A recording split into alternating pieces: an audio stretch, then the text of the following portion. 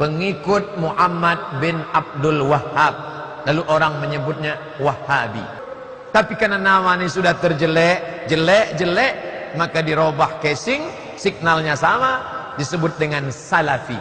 Yang Salafi ini yang beda dengan kita itu sebenarnya Wahabi.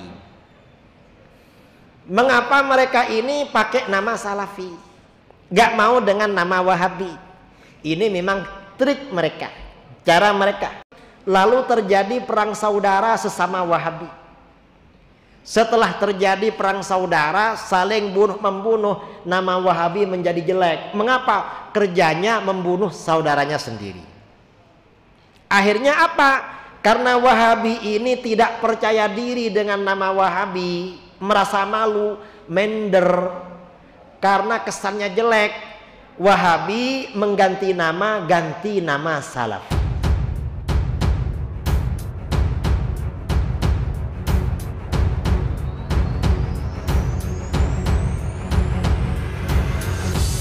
Assalamualaikum warahmatullahi wabarakatuh.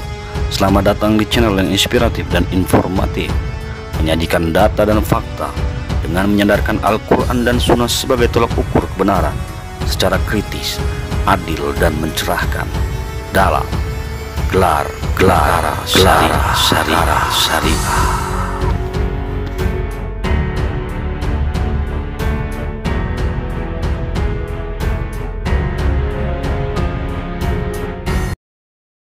Julukan Wahabi itu sebetulnya siapa sih?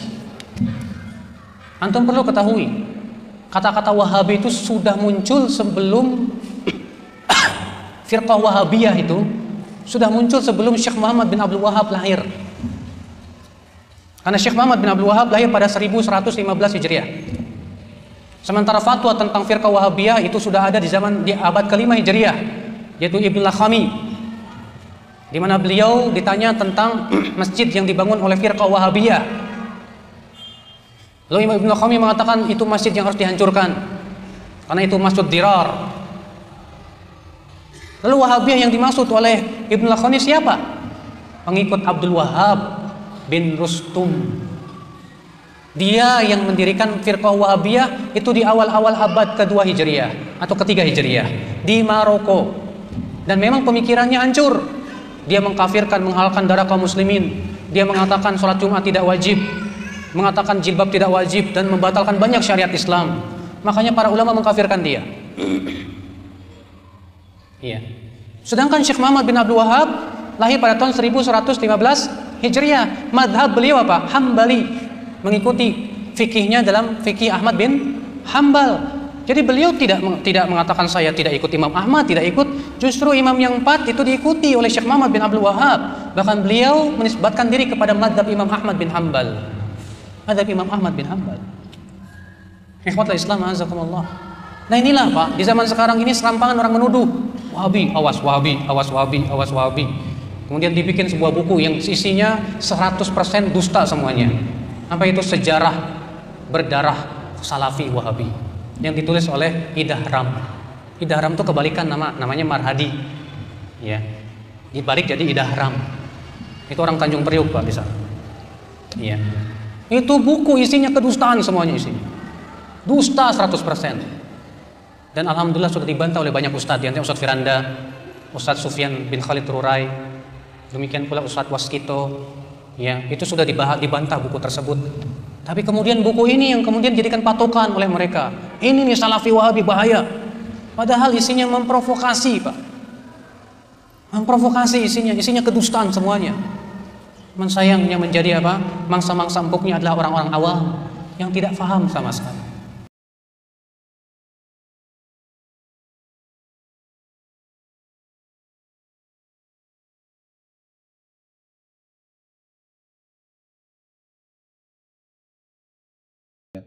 Nah, orang-orang Syiah yang tidak menerima selalu diserang oleh ahli sunnah, gitu kan? Maka orang-orang Syiah mengeluarkan istilah Wahabi yang tadinya awalnya tidak baik nih, dilempar kepada orang-orang yang faham Sunni. Makanya orang-orang Syiah di Iran itu mengatakan Saudi negeri Wahabi, gitu kan? Perkataan Wahabi lebih berbahaya dari Syiah datang dari orang Syiah. Karena memang dari awal, ya, dari awal orang-orang yang dicap sebagai Wahabi ini, tidak kompromi dengan Syiah. Dari awal, maka mereka menganggap Syekh bebuyutan dari awal. Baru sekarang-sekarang aja nih sebagian kaum muslimin, ulama-ulama dunia sudah mulai pro kepada anti Syiah. Dulu hanya boleh dikatakan ulama-ulama yang disebut dalam tanda petik Wahabi itulah yang tidak mau menerima mazhab takrib baina sunnati wa Syiah, yaitu untuk mengawinkan mut'ah antara Syiah dan sunnah.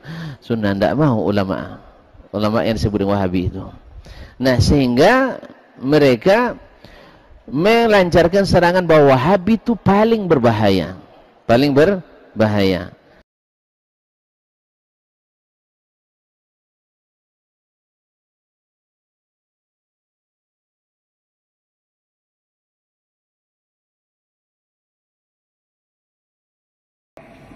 Syiah sangat hati-hati. Kenapa? Karena menganggap semua ahlu sunnah wal jamaah adalah saudaranya. Kita tidak mau melukai ahlu sunnah wal jamaah.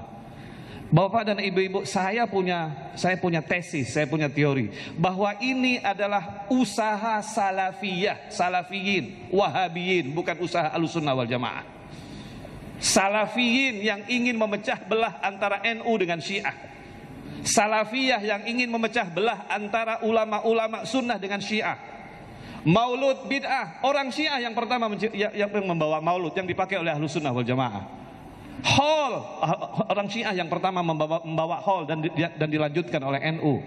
Tabarruk, berkah, ziarah kubur, tawassul, solawatan rami-rami adalah semuanya tradisi Syiah yang juga dilakukan oleh ahlussunnah wal jamaah. Saya tidak ada perbedaan dengan kiai-kiai. Mereka tawassul, mereka tabarruk, mereka kunut, mereka macam-macam. Saya sama dengan dia, tapi saya Syiah, dia ahlussunnah wal jamaah, saya bersaudara dengannya.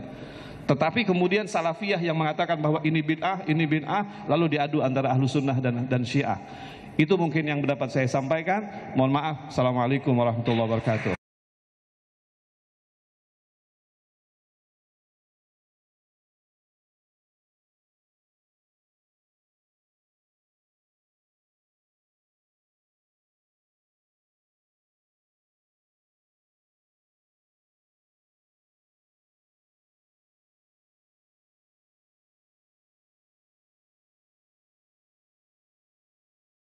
Nah, kita yang mencintai Ali, kita yang mencintai Rasulullah SAW, mari kita pertahankan ini, keyakinan yang benar ini. Mari kita pertahankan baqiyah min baqaya amal salihah. Sedikit saja amal soleh, mari kita pertahankan. Yaitu ihya'i Asyura, ihya'il arba'in, ihya'i syuhada'i Karbala. Mari kita hidupkan tragedi Karbala dengan pertemuan seperti ini. Syukur-syukur lebih dari ini, syukur-syukur lebih besar lagi. Mari kita pertahankan sautul haq ini, suara kebenaran. Mari kita pertahankan. Nggak apa-apalah sekarang orang sedikit, insya Allah. Yang penting yang penting harus ada, tidak dilupakan. Insya Allah lama kelamaan akan dipahami oleh orang banyak. Di kalangan NU sendiri masih banyak yang belum paham. Nggak apa-apa, maklum belum ngerti. Allah madihim, fainahum la ya'lamun. Berilah kepengertian kepada orang-orang yang belum paham dengan peringatan Asyura, peringatan Arba'in. Ya Allah, berilah petunjuk kepada umat Islam, warga Nahdliyin, pesantren-pesantren yang belum mengerti tentang apa itu Yaum Asyura, apa itu Yaum Arba'in. Maafkan mereka ya Pak ya, karena mereka itu fa'innahum la ya'lamun, karena belum mengerti.